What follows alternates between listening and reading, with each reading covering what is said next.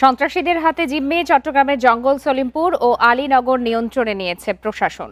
Police, RAB ও সেনাবাহিনীর টানা 7 ঘণ্টার যৌথ অভিযান শেষে একথা জানান জেলা প্রশাসনের পদস্থ কর্মকর্তারা। অভিযানে 15 সন্ত্রাসী গ্রেপ্তার হয়েছে। ওই এলাকায় বসানো হবে 2টি নিরাপত্তা ক্যাম্প। পরে বাস্তবায়ন হবে সরকারি প্রকল্প। এ বিষয়ে আলোচনা করতে এই মুহূর্তে লালমনিরহাট থেকে আমাদের সঙ্গে যোগ দিয়েছেন জনতার দলের চেয়ারম্যান ও অবসরপ্রাপ্ত ব্রিগেডিয়ার জেনারেল মোহাম্মদ শামীম কামাল। মোহাম্মদ শামীম কামাল, আপনাকে স্বাগত জানাচ্ছি ইন্ডিপেন্ডেন্ট টেলিভিশনে।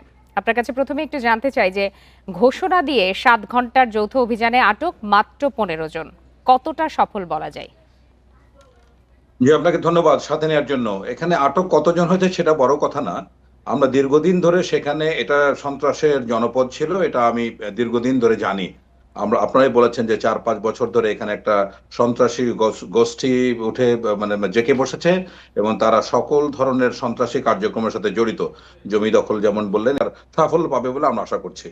নিঃসন্দেহে এটি ইতিবাচক, কিন্তু যেহেতু আমরা বলছি 4 দশক অর্থাৎ 40 বছর ধরে এ ধরনের আধিপত্য চলে আসছে সেখানকার সন্ত্রাসীদের, এখনই কি বলা যায় যে জঙ্গল সলিমপুর আইন শৃঙ্খলা বাহিনীর নিয়ন্ত্রণে এসেছে?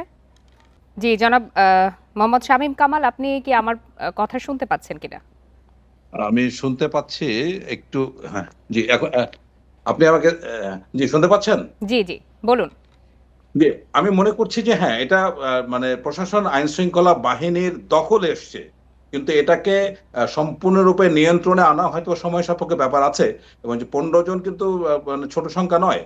এবং এর মধ্যে যাদেরকে আটক করা হয়েছে তাদেরকে জিজ্ঞাসাবাদ করে তাদের অন্য কোন কোন জায়গায় সংশ্লিষ্টতা রয়েছে বা এটার সাথে কারা জড়িত, কোথায় তাদের অস্ত্র গোলাবারুদ আছে, এই তথ্যগুলো যেহেতু আপনাদের দখলে মানে নিরাপত্তা বাহিনীর দখলে চলে আসছে, সুতরাং এটা আমার মনে হয় সময়ের ব্যাপার। এটা খুব অল্প মানে সময়ের মধ্যে এবং প্রশাসন আশা করছে এটা নিয়ন্ত্রণে নিতে পারবে। এটা আমি জটিলতার তেমন কিছু দেখছি না। সরকার যদি আন্তরিক হয়, প্রশাসন যদি আন্তরিক হয় এবং যদি এখানে সবচেয়ে গুরুত্বপূর্ণ বিষয়, যদি রাজনৈতিক মদদ না থাকে, বিএনপি সরকার ক্ষমতায় এসছে, যদি বিএনপি সরকার এটাকে শক্তিশালীভাবে দমন করতে চায় তাহলে খুবই সম্ভব হবে বলে মনে করছি। এতদিন অর্থাৎ 4 দশক ধরে যে এভাবে তাদের আধিপত্য ছিল সন্ত্রাসীদের, সেটা কি রাজনৈতিক মদদ ছাড়া সম্ভব হয়েছে বলে আপনি মনে করেন কিনা? আর ভবিষ্যতে তো বলা হচ্ছে যে নিরাপত্তা ক্যাম্প বসানো হবে সেখানে, সার্বিক বিষয় নিয়ে কি বলবেন? মোটেই না, রাজনৈতিক মদদ ছাড়া এটা এটা কোনোদিনই সম্ভব না। এই বিগত সময়ে যদি এরা দীর্ঘদিন ওখানে থেকে থাকে তাহলে কোনো না কোনো রাজনৈতিক পর্যায়ে তাদের এটা অবশ্যই মদদ ছিল। এটাকে অস্বীকার করার কোনো সুযোগ নেই।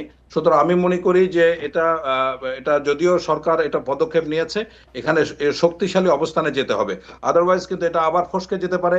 এবং যদি এই নির্বাচিত সরকার যদি সেখানে মানে তাদের কোনো লোক সেখানে সংশ্লিষ্ট হয়ে যায়, তাও কিন্তু নিয়ন্ত্রণের বাইরে চলে যাবে। সুতরাং এখানে সরকারকে খুব শক্তিশালী অবস্থানে যেতে হবে। আইন শৃঙ্খলার ব্যাপারে যদি এতটুকু মানে শিথিলতা প্রদর্শন করে তাহলে সেটা বুমেরাং হয়ে ফিরতে পারে। এবং সরকারের মানে ভাবমূর্তি তো বটেই, এবং সার্বিকভাবে সারা দেশে একটা মেসেজ যাবে যে এই রাজনৈতিক সরকারও, এই নির্বাচিত নতুন সরকারও এসব ব্যাপারে খুব একটা শক্তিশালী অবস্থান নিচ্ছে না। এটা একটা ব্যাড মেসেজ হবে। সুতরাং আমি মনে করি যে সরকারকে এটা খুবই শক্তিশালীভাবে এটাকে মানে দমন করতে হবে এবং সারা দেশে একটা মেসেজ দিতে হবে যে নতুন নির্বাচিত সরকার কোনোভাবেই কোনো সন্ত্রাসী কার্যক্রমের সাথে সংশ্লিষ্ট থাকতে আগ্রহী নয়। এই মেসেজটা দেওয়া খুবই ইম্পর্টেন্ট। এবং আইন শৃঙ্খলা বাহিনী ওখানে আমার মনে হয় ক্যাম্প করার এই মুহূর্তে প্রয়োজন নাই, যদিও ঘোষণা দিয়েছে। তারপরে যদি এটাকে নিয়ন্ত্রণে আনতে পারে, সেখানে যদি মানে নিত্য নৈমিত্তিক ভাবে সেখানে যদি পেট্রোলিং করে বা ওখানে খবরদারির মধ্যে নিয়ে আসে, তবে এটা সম্ভব। যদি আপনার ওখানে সন্ত্রাসীর আস্তানা থাকতে নাই পারে, লোকজন থাকতে না পারে সন্ত্রাসীরা, তাহলে ওখানে আর মানে কেন আপনার পেট্রোল ক্যাম্প বা ক্যাম্প বসাতে হবে? বসার প্রয়োজন বোধ করছি না। এরকম বাংলাদেশে তো অনেক জায়গা আছে, বরিশালে আছে, সুন্দরবনে আছে, পার্বত্য চট্টগ্রামে তো আছেই, অনেক জায়গা আছে। সুতরাং সব জায়গায় তো আর ক্যাম্প বসিয়ে এই ব্যবস্থাকে নিয়ন্ত্রণ করা যাবে না। সুতরাং সরকারের সদিচ্ছা, আইন শৃঙ্খলা বাহিনীর পেশাদারিত্ব এবং আন্তরিকতা, এই 3টা জিনিসের সমন্বয় থাকলে আমার মনে হয় যে কোনো ধরনের কঠিন কাজকে সরকার হাতে নিয়ে আসতে পারবে, নিয়ন্ত্রণ নিয়ে আসতে পারবে বলে আমি দৃঢ়ভাবে আশা করছি। জি মোহাম্মদ শামীম কামাল, আপনাকে অনেক ধন্যবাদ আপনার মূল্যবান মতামতের জন্য।